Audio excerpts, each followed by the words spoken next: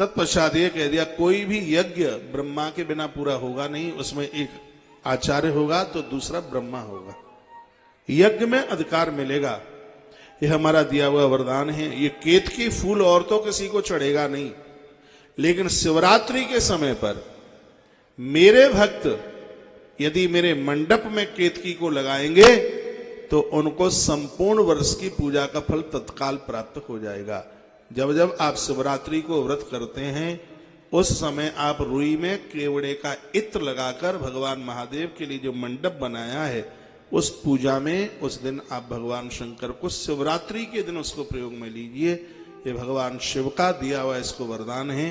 जो शिवरात्रि के समय पर तेरा प्रयोग मेरी आराधना मेरी पूजा में करेंगे उनको मेरी 1 वर्ष की पूजा करने का तत्काल फल प्राप्त हो जाएगा, ऐसा भगवान महादेव बोले। समझ में आ रही है आपके में ये बात कि जो ही जबरई से लगे? आ रही हो तो गर्दन हिलाओ। आप भी समझ रहे हैं? केतकी को दूसरे शब्दों में कहते हैं केवड़ा। इसके श्राप में कटौती कर दी। महादेव तो बड़े दयालु हैं, बड़े कृपालु हैं। गौ माता खड़ी खड़ी रो रही थी।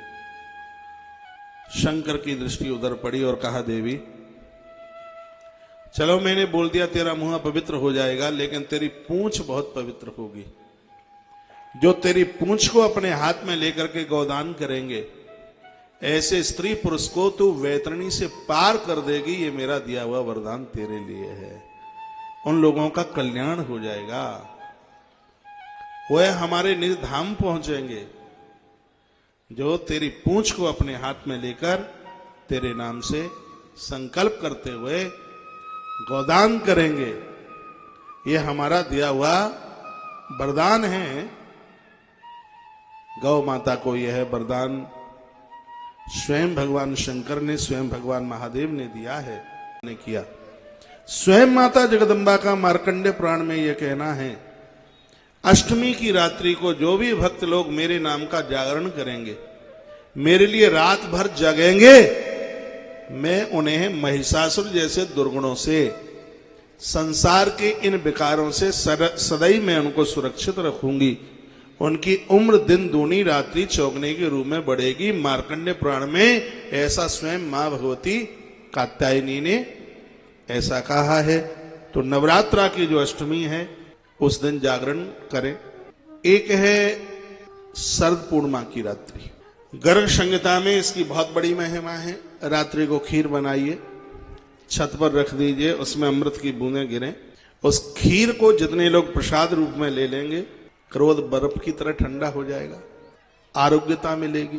क्योंकि चंद्रमा के पास में सर्व औषधि है, औषधियों का मालिक माना गया है चंद्रमा को।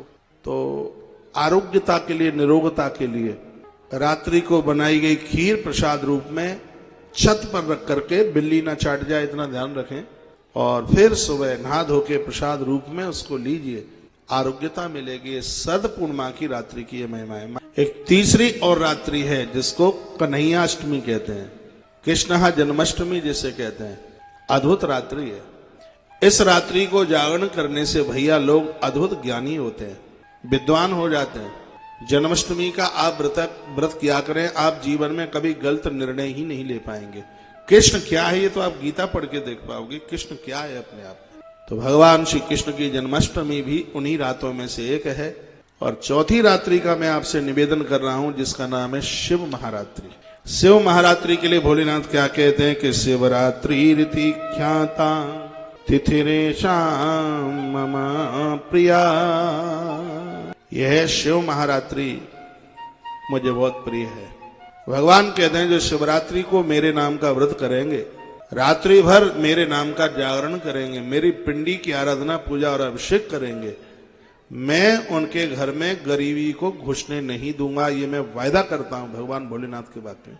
लिंग पुराण की बड़ी अद्भुत कथा।